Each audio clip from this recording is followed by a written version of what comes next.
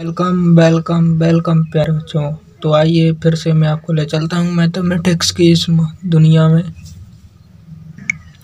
Mathematics की दुनिया में जाने से पहले मैं आप लोगों के लिए दो पंक्तियाँ लेकर आया हूँ दोस्तों, प्यारी सी, इनको सुनो। सफल होने के लिए मौके का इंतजार न करो, सफल होने के लिए मौके का इंतजार न करें बल्कि खुद मौके बनाना सीखें। तो दोस्तों आप ये इंतज़ार ना कीजिए कि स्कूल खोलेंगे जब से पढ़ना शुरू करेंगे। दोस्तों अभी टाइम है आपके पास, आराम से आप 1 या 2 घंटे पढ़ सकते हो। तो चलिए दोस्तों अपन शुरू करते हैं आज की जो सबक क्लास। तो दोस्तों मैथमेटिक्स की दुनिया में हमारा जो टॉपिक है वो है परिमेय संख्याओं को सिद्ध करने का था, जो पिछले लेक्चर में हमने कर लिया। आज हम उनके ऊपर जो आधारित सवाल हैं उनको एक बार फिर से देखते हैं और इस सवाल को आगे बढ़ाते हैं। दोस्तों एक्सरसाइज में 1.3 में ओनली 3 सवाल हैं और तीनों सवाल जो हैं वो अलग अलग टाइप्स के हैं। तो पहला सवाल हमारे लिए दिया है कि √5 को हमें अपरिमेय संख्या सिद्ध करना है। इसे सिद्ध करने के लिए वो प्रोसेस मैंने आपको बता रखी है। सबसे पहले तो जो दी हुई संख्या है उसे परिमेय मानना है, क्योंकि हम सिद्ध कर रहे हैं परिमेय, हमें मान कर चल रहे हैं उल्टा, पूरा प्रोसेस उल्टा चलेगा और अंत में जाके हमें जो विरोधाभास होगा वो हमारी ऐसी गलत कल्पना के कारण होगा, इसलिए हम इसे परिमेय संख्या यानी कि अपरिमेय संख्या सिद्ध कर पाएंगे। तो दोस्तों शुरू करते हैं। माना कि √5 एक परिमेय संख्या है, तो √5 परिमेय संख्या है तो परिमेय संख्या होती है P/Q के रूप में। अब मैंने P/Q को A या B माना, आप ये ना माने जब भी, इससे काम चल जाएगा। मैंने जो तीनों सवाल हैं वो अलग अलग प्रोसेस से बताएं। तो इसे देखें कि √5 = A/B, इसको मैंने क्रॉस मल्टीप्लाई किया तो B ऊपर गया, B5 √ A। अब दोनों पक्षों को मैं वर्ग करता हूँ तो 5B² = A²। तो दोस्तों ये बन गया भाज्य बराबर भाजक इंटू भागफल प्लस शेषफल। ये थोड़ा उल्टा लिखा हुआ है, ये भाज्य इधर है, भाजक इंटू भागफल ये इधर लिख दिया, थोड़ा ये उल्टा लिख गया। तो दोस्तों यहाँ देखिए कि जो 5 है उससे A जो है A² वो डिवाइड होगा, क्योंकि ये भाज्य है और ये भाजक है। तो जो यूक्लिड विभाजन प्रमेय से बोलता है कि भाजक हमेशा इसको विभाजित करेगा, तो 5 जो है A² को विभाजित करता है। अब यदि मैं इसके ऊपर से पावर हटा दूं जब भी A से विभाजित करेगा, तो पहला पॉइंट तो आ गया कि जो 5 है वो A को विभाजित कर रहा है, यानी ऊपर अंश वाली संख्या हो।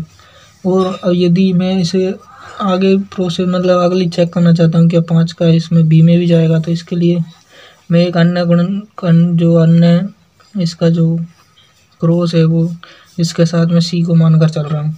अब C को बाद में समीकरण 1 से वापस यही मान रखता हूँ, एक ही जगह पे 5B√5 मैंने ये मान रख दिया, इक्वल में ये चल रहा है। अब दोबारा से वही प्रोसेस, इसका वर्ग किया 5B² हो गया, रूट का वर्ग करने पर रूट हट जाता है, इधर किया तो 5 का स्क्वायर 25 हो गया और C का स्क्वायर। अब दोस्तों 5 से ये वापस डिवाइड हो रहा है 5 बार, ये कट गया। अब बचा B² = 5C²। अब फिर से वही बन गई कि भाज्य बराबर भाजक इंटू भागफल प्लस शेषफल 0। तो दोस्तों जो 5 है वो B² को डिवाइड करेगा 100%, तो जो 5 है वो B² को विभाजित करता है। सॉरी वो आपको थोड़ा नीचे दिखा नहीं, मैं दोबारा से बता देता हूँ कि यहाँ पर मैंने वापस समीकरण 1 से जो मान रखा था वो है B√5 और बराबर में 5C चल रहा है। अब दोनों का वर्ग किया तो B² और जो रूट है उसके ऊपर से रूट हट जाएगा वर्ग करने पर, 5 का स्क्वायर 25 C²। अब ये B² है, 5 का मैंने इसमें भाग लगाया क्योंकि गुणा वाली संख्या नीचे जब इक्वल के दूसरी साइड आती है तो बटे में जाती है, बटे से ये कट गई 5 बार C²। अब वही प्रमेय से जो 5 है वो B² को विभाजित करेगा तो 100% ये B को भी विभाजित करेगा। अब ये बस हमें ये दोनों पॉइंट निकालने के बाद ये जो रामायण है वो लिखनी है, और कुछ नहीं करना है इसमें। जो मैं लिख रहा हूँ वो आपको लिखना है, हर सवालों में ऐसे ही करना है, मतलब इस टाइप के सवाल जो 3-4 टाइप के अलग अलग हैं उनमें अलग अलग है। तो समीकरण 2 व 3 से, यानी कि समीकरण 2 कौन सी थी हमारी, ये वाली, 5 जो है A² को विभाजित करता है और 3 जो है वो बोल रहा है कि 5 जो है B² को भी विभाजित कर रहा है, यानी कि जो 5 है वो उभयनिष्ठ खंड है इन दोनों के लिए। तो इस तथ्य से हमें विरोधाभास होता है कि जो संख्या A और B है, यानी कि P/Q उसका एक के अतिरिक्त कोई गुणनखंड नहीं है, क्योंकि ये तो जब आया जब हमने गलत माना, तो इसका मतलब है कि उल्टा चलते हैं तो हमारे लिए अब एक भी इसके अतिरिक्त कोई गुणनखंड नहीं होगा। तो ये जो गलत विरोधाभास हुआ है वो हमारी गलत कल्पना √5 को परिमेय संख्या मानने से हुआ। तो इस प्रकार जो सवालों को इस टाइप से सोल्व करते हैं, जो कि प्रोसेस सेम रहनी है, आपको ये याद करना पड़ेगा दोस्तों। अब जो दूसरा सवाल है वो थोड़ा अलग टाइप का है कि इसने बोला है कि 3 + 2√5 एक अपरिमेय संख्या है, इसे हमें सिद्ध करना है। तो दोस्तों ये इस वाले टाइप के सवाल थोड़े सिंपल होते हैं, जो सिंगल अपरिमेय संख्या है। तो 3 माना कि वही ये परिमेय संख्या है, तो इसको p/q के इक्वल कर दिया। अब ये जब प्लस की संख्या है तो मैं इसको इधर लेके आऊँगा। दोस्तों रूट वाली संख्या के अलावा सभी को हमें दूसरे पक्ष में सेंटर करना है, यानी सेंड करना है इन सभी को। तो ये प्लस वाली संख्या इधर आई तो माइनस की हो गई, ठीक है। अब बचा यहाँ पर 2√5। अब ये तो है ही सही। अब ये इसके जो बाहर जो गुणा में है, इसको भी हमें भेजना है इधर। हमें सिर्फ रूट वाली संख्या से एस बचानी है। तो इसको मैंने जब भेजा तो ये आएगा, बट गुणा में है तो भाग में आएगा, यानी कि 1/2 के रूप में आएगा। और जो p/q - 3 है वो ऐसे की ऐसे ही इक्वल में।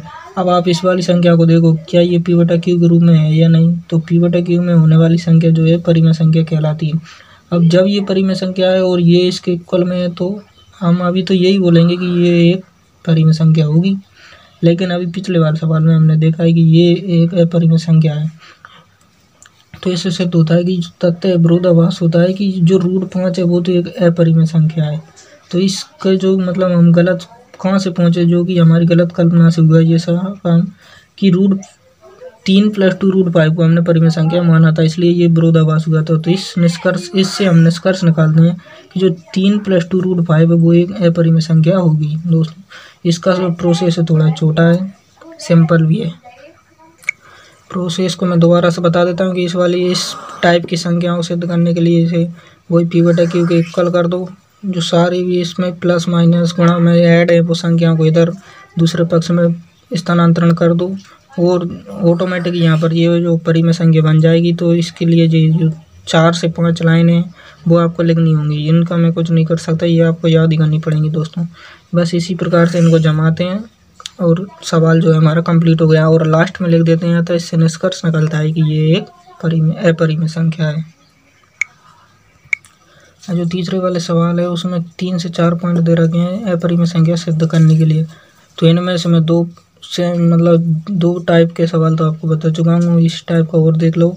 बाकी की इसमें जो पॉइंट दे रखे हैं वो आपको करने हैं इन्हीं टाइपों से, मतलब जो आप मैच कर लेना कि कौन सा मैच हो रहा है, किस टाइप का सवाल है, उसी हिसाब से आपको ये करना है। तो इस टाइप का और सवाल देख लो। ये 3 प्रकार के सवाल जो हो जाएंगे आज हमारे। 1/2 अब बटे वाले अपरिमेय संख्या को किस प्रकार सिद्ध करना है। तो माना वही कि 1/√2 p/q के रूप में, यानी कि परिमेय संख्या के रूप में हमने इसे मानते हैं।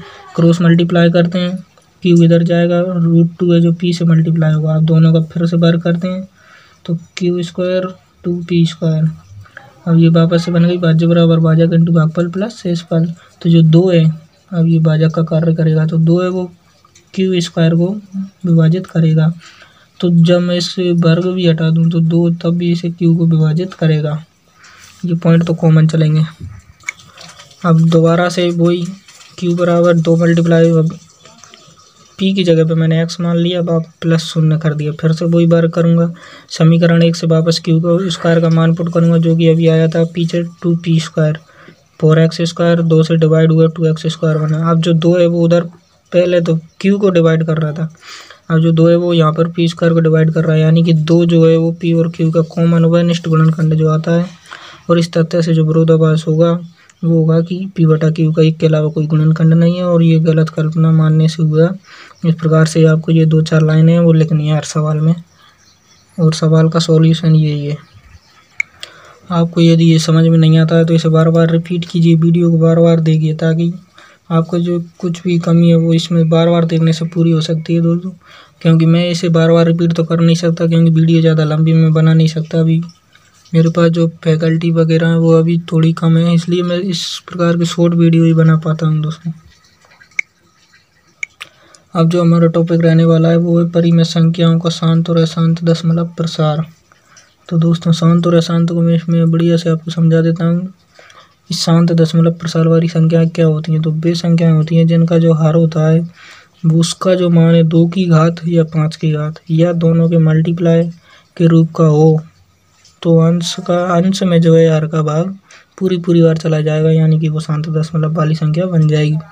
अब किस प्रकार से ये 2 की घात और 5 की घात है तो वो अभी मैं एग्जाम्पल के साथ आपको बता देता हूँ। मैंने एक संख्या ली 13/625। अब 625 के मैंने गुणनखंड किए तो 5 5 5 कितनी बार आया, 4 बार डिवाइड हुआ। तो मैंने लिखा 13/5 की पावर 4, यानी कि ये 5 जो है 4 बार मल्टीप्लाई होगा।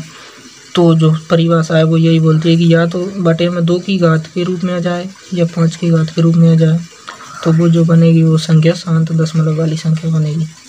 अब मैं इसे 2 से मल्टीप्लाई 2 की पावर यानी कि 2 मल्टीप्लाई 5 में बदलना चाहता हूँ, तो मैं क्या करूँगा कि जो पावर है इसी की पावर के बराबर जो 2 से मैं मल्टीप्लाई कर दूँगा। यहाँ पर 5 की पावर 4 है तो मैं इसको जो है 2 की पावर 4 से मल्टीप्लाई ऊपर नीचे दोनों सेम करूँगा, तो यहाँ पर बनेगा 13 मल्टीप्लाई 2 की पावर 4 का मतलब होता है 16, यानी कि 2 मल्टीप्लाई 2 मल्टीप्लाई 2, तो 2 दूनी 4 दूनी 8 दूनी 16, तो 2 की पावर 4 का मतलब हुआ 16। अब यहाँ पर देखो 5 की पावर 4 मल्टीप्लाई 2 की पावर 4, दोनों की पावर सेम होने पर मैं इसको होल पावर लिख सकता हूँ दोस्तों। तो अंदर मैंने 2 मल्टीप्लाई 5 किया और इसके दोनों के ऊपर जो है 4 पावर है। आगे देखो तो ये हुआ। अब मैं इसको अंदर मल्टीप्लाई करता हूँ, 5 दूनी 10 हुआ। और ये 16 और 13 का मल्टीप्लाई करेंगे तो वो 208 आएगा। और 10 की पावर ये, अब ये अंदर तो 10 हुआ और पावर में जो है 4 है। अब ये 10 की पावर में बन गई तो इसका मतलब हुआ कि नीचे जो है वो 4 अंक शून्य है, यानी कि 208 में 1 2 3 और ये 4 है। तो इसका मतलब होता है दोस्तों कि जो इसका भाग लगाना है इसमें। अब ये 208 कहाँ और ये 10,000 कहाँ दोस्तों, और ये 10,000 तो इसका इसमें भाग लगाते हैं। तो क्या करते हैं कि जो जितनी भी अंक हैं यानी कि शून्य है, जितनी भी बटे में शून्य है उनको गिनकर ऊपर जो अंक है उनको उन्हीं के बराबर ही छोड़कर जो है दशमलव लगाते हैं, यानी कि जितनी नीचे शून्य है उतने अंक बाद पॉइंट लगाना है। तो नीचे 4 शून्य है तो 4 अंक बाद लगाना है। तो यहाँ तो 3 ही संख्या है तो इसलिए आगे मैंने शून्य लगाया और यहाँ पर पॉइंट लगाया। तो ये 1 2 3 और 4 अंक हो गए जो कि 4 शून्य थे इसलिए। तो ये बन गई शांत दशमलव, यानी कि इसके बाद इसका जो भाग है इसमें जो इन अंकों के बाद नहीं जाएगा, यानी कि ये शांत हो गई। दशमलव के बाद शांत हो जाने वाली संख्या जो शांत दशमलव प्रसार वाली संख्या कहलाती है। दोस्तों यदि आपको बोले कि शांत और अशांत को पहचानिए तो आपको करना क्या है कि जो हर वाली संख्या है उसका अभाज्य गुणनखंड करना है और उनको 2 और 5 की घात के रूप में बनाने का प्रयास करना है। यदि वो बनती हैं तो हम उनको बोल सकते हैं कि वो 2 की यानी शांत दशमलव वाली होंगी। यदि नहीं बनती हैं तो क्या होगा, वो होंगी अशांत दशमलव वाली, अशांत दशमलव आवृत्ति वाली संख्या। तो ये क्या होती है देखो, जिनके हर का मान जो है वो 2 की घात या 5 की घात के रूप में ना हो तो वो अशांत दशमलव वाली संख्या बनेगी। अब वो कैसे बनेंगे इसके लिए एग्जाम्पल मैंने लिया 7/10 7/30। जो 30 है इसके मैंने गुणनखंड किए तो मुझे मिले 5 दूनी 10 या 30, यानी कि 2 मल्टीप्लाई 5 मल्टीप्लाई 3 जो है 30 के बाद जो गुणनखंड हुए। अब ये 7 और ये 30 को मैं लिख सकता हूँ 3 मल्टीप्लाई 10, ये दूसरा प्रोसेस है दोस्तों। ये तो मैंने गुणनखंड की।